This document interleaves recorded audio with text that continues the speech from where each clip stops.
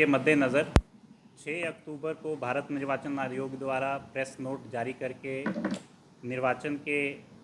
जो कार्यक्रम की घोषणा की गई थी, जिसमें 10 अक्टूबर को यानी कि आज अधिसूचना जारी करने की तिथि निर्धारित थी। नामांकन के लिए अधिसूचना भारत निर्वाचन आयोग द्वारा जारी करने के उपरांत मधेपुरा जिला में चारों विधानसभा में निर्वाची पदाधिकारियों के द्वारा कंडक्ट ऑफ इलेक्शन रूल्स के तहत फार्म 1 में नामांकन संबंधी सूचना जारी कर दी गई है। अभ्यर्थी आज 10 अक्टूबर से लेकर 17 अक्टूबर तक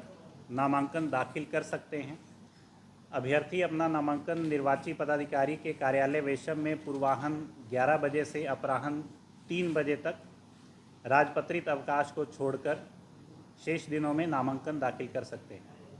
नामांकन दाखिल करने के समय अभ्यर्थी नामांकन परिसर में 100 मीटर के अंदर अधिकतम 3 वाहन के साथ प्रवेश कर सकते हैं और निर्वाची पदाधिकारी के वेशम में अभ्यर्थी सहित अधिकतम 5 व्यक्तियों के साथ प्रवेश कर सकते हैं। अभ्यर्थी अपना नामांकन प्रारूप 2B में दर्ज करेंगे एवं प्रारूप 26 में शपथ पत्र भी देंगे। नामांकन दर्ज करने के पश्चात अभ्यर्थी को अभ्यर्थी व्यय पंजी दिया जाएगा, जिसमें वे अपने निर्वाचन के दौरान व्यय होने वाला ब्यौरा दर्ज करेंगे। आपराधिक छवि वाले उम्मीदवार को प्रचार अवधि के दौरान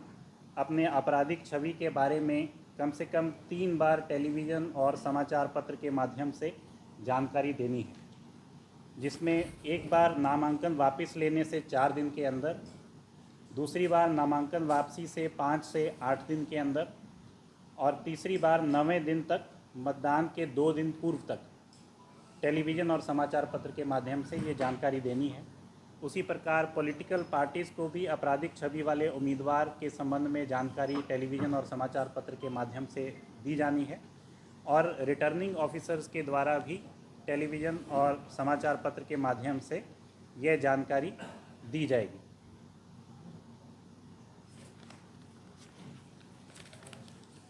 मधेपुरा जिला में विधानसभा आम निर्वाचन के सफल संचालन के लिए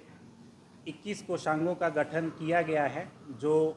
निर्वाचन की समाप्ति तक कार्यरत रहेंगे। साथ ही डिस्ट्रिक्ट वोटर हेल्पलाइन भी मधेपुरा जिला में 24 घंटे कार्यरत है, जिसमें टोल फ्री नंबर 1950 पर कोई भी आम नागरिक या कोई मतदाता निर्वाचन से संबंधित सूचना, शिकायत, सुझाव इस नंबर पर दे सकते हैं, जिस पर जिला प्रशासन के द्वारा त्वरित रूप से कार्रवाई की जाएगी। प्रेस नोट जारी होने के साथ ही 6 अक्टूबर से फ्लाइंग स्क्वाड की टीम्स एक्टिव हैं और आज डेट ऑफ नोटिफिकेशन से स्टैटिक सर्वेलेंस टीम्स भी सभी जगह एक्टिव हो गई हैं। 36 static surveillance teams round the clock 24/7 active हैं। 8-8 घंटे की शिफ्ट में सब लोग काम कर रहे हैं और विभिन्न जगह पर चेक पोस्ट के माध्यम से निगरानी रखी जा रही है। वाहनों की आने जाने वाले कमर्शियल और पैसेंजर व्हीकल्स की चेकिंग की जा रही है, ताकि मॉडल कोड ऑफ कंडक्ट की प्रोविजंस का कहीं पर उल्लंघन ना हो और जो भारत निर्वाचन आयोग के व्यय से संबंधित, एक्सपेंडिचर से संबंधित नियम हैं, उनका कहीं पर उल्लंघन ना हो। पॉलिटिकल पार्टीज़ के साथ 7 अक्टूबर को बैठक करके उनको आदर्श आचार संहिता के प्रोविजंस के बारे में जानकारी दी गई थी। आज भी model code of conduct standing committee की बैठक, जिसमें राजनीतिक दलों के प्रतिनिधि शामिल रहते हैं, उनके साथ बैठक करके उनको मॉडल कोड ऑफ कंडक्ट की प्रोविजंस के बारे में जानकारी दी गई है। उनको बताया गया है कि वाहन, चुनाव कार्यालय, रैली, सभा, जुलूस, ध्वनि विस्तारक यंत्र का उपयोग बिना सक्षम प्राधिकार की अनुमति के वर्जित है। अनुमति लेने के लिए अनुमंडल स्तर पर एकल खिड़की अनुमति कोषांग गठित किया गया है, जहां से प्रायर अनुमति प्राप्त करके वो चुनाव प्रचार प्रसार से संबंधित रैली या कार्यक्रम कर सकते हैं। निर्वाचन प्रचार प्रसार में बच्चों को शामिल करना या पशुओं का उपयोग करना प्रतिबंधित है। इसके बारे में भी जानकारी सभी पॉलिटिकल पार्टीज़ को दी गई है। लोक प्रतिनिधित्व अधिनियम 1951 की धारा 127 क के अनुसार कोई भी व्यक्ति कोई भी ऐसा निर्वाचन पुस्तिका या पोस्टर जिसके मुख्य पृष्ठ उसके मुद्रक और प्रकाशक का नाम और पता ना मुद्रित हो या प्रकाशित ना करेगा और ना मुद्रित या प्रकाशित कराएगा। यानी कि कोई भी अगर सामग्री प्रचार प्रसार से संबंधित प्रकाशित होगी तो उस पर मुद्रक और प्रकाशक का नाम अंकित होना अनिवार्य है और इसका उल्लंघन करने पर 6 माह की कारावास या 2000 रुपये जुर्माना या दोनों से दंडनीय है। शांतिपूर्ण और निष्पक्ष चुनाव करवाने के लिए जैसा मैंने बताया कि स्टैटिक सर्वेलेंस टीम्स का गठन किया गया है, 26 फ्लाइंग स्क्वाड टीम्स का गठन भी किया गया है,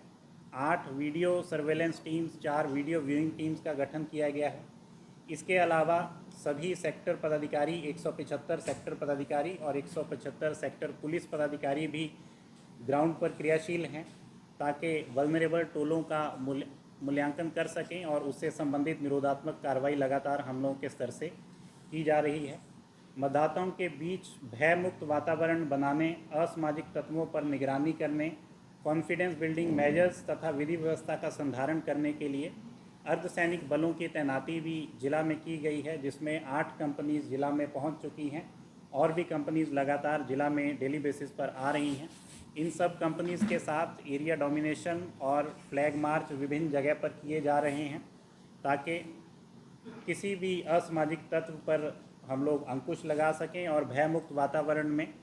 चुनाव करवाने के लिए सभी स्टेप्स हम लोग ले सकें। इन सभी टीम्स की क्रियाशील